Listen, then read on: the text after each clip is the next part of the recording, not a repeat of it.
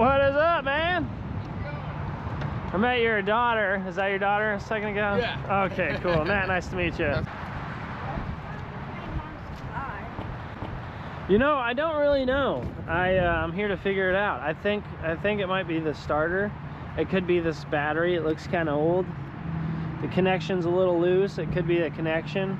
What I hear is the fan being really loud. The fan? Like this fan right here? Yeah, it's being really loud. Yeah. What does it just stay on? Yeah. So cooling fans, they'll turn on. That's what those are, is cooling fans. And so they'll turn on if the engine tells them that it's hot, like, hey, I'm hot, I need to cool down. They're just babies. Sometimes the thing's actually broken and it just stays on forever. That's what we're here to figure out. She's cool. I got 3 girls myself, man. That's awesome. So what's going? You think it's the starter here? Yeah, it's not the battery. We found that out. Is that a new battery? No, but I mean it's holding volts and everything to it. And said it was like 12.7 or something like that. Yeah. Oh yeah, those are good volts. Those are good volts. All right, let me see if that changes anything. Right now I have nothing, like, you know what I mean? It's straight nothing, so. Right. Yeah, wanted to see if there's a click or anything. You'll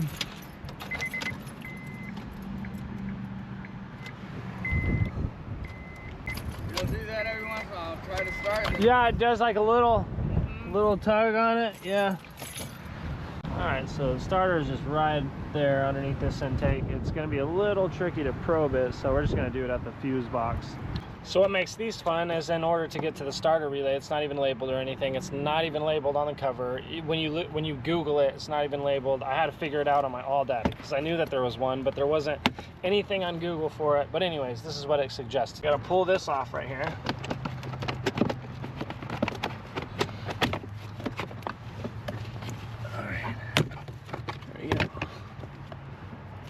And then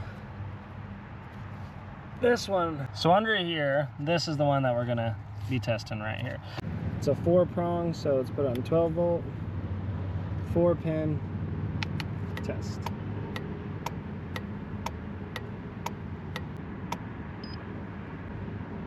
Okay, well, let's just go ahead and try to probe that starter now then. No.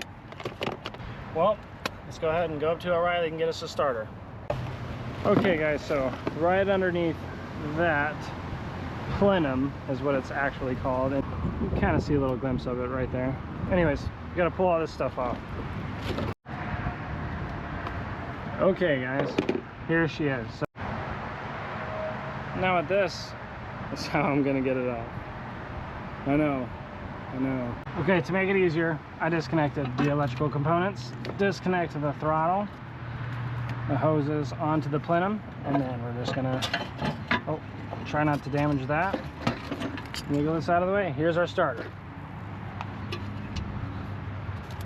And here's one of the bolts I dropped. Thank God. All right, so we're gonna go ahead and try to probe this thing with it hooked completely up. I just gotta find a good ground. The ground for it is kind of tucked away. This might work. All right, so after we find our signal wire. Oh, dude, you hear that? Yeah, that thing is dead as heck. It's like, ooh. And anyways, guys, how to do this, just so you know, is really easy. Find a ground that's on the starter, that's connected to the frame of the starter, and then just probe the power wire, the signal wire, I'm sorry, not, this is the power wire. You want to probe the signal wire. All right, so after you remove the electrical connections, we only have 2 bolts, guys. We got a 17 and a 15. So let's go ahead and crack them both loose. Oh, dude, that's a 14, my bad. Alrighty, so let's pop her on out.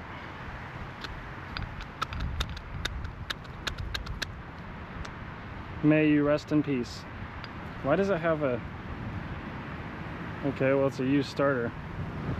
Look at that. Ugh. All right, so let's go ahead and compare. Smells the same, tastes the same.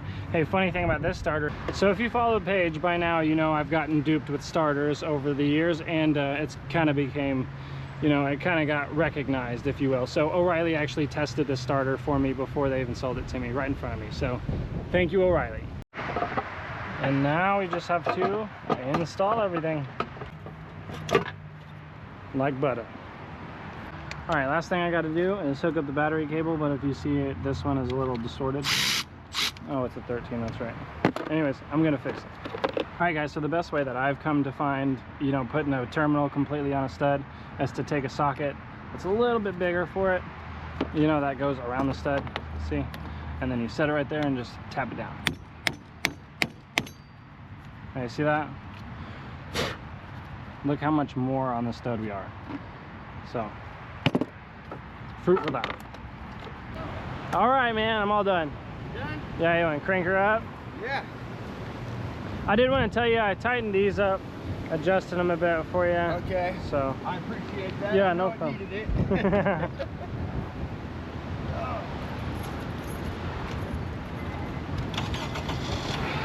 Woo! That's perfect. Yeah, man. So I was just gonna bench test that, but there was nothing to it, dude. You know, when I tried to prime it, or when I tried to juice it, oh no, I said prime it. When I tried to juice it, it freaking, you know what I mean? Just how it sounded in the car. So I was just like, yeah. Yeah, So. man, I really appreciate you coming up Yeah, and not a fixing problem, that. dude. Not a problem, dude. Thank you so It was much. nice to meet you, buddy. Nice It's to a meet pleasure you doing too. work for you. I'm gonna save your number. Just Yeah, in do case I it, man. Yeah. Holler at me if you need anything, dude.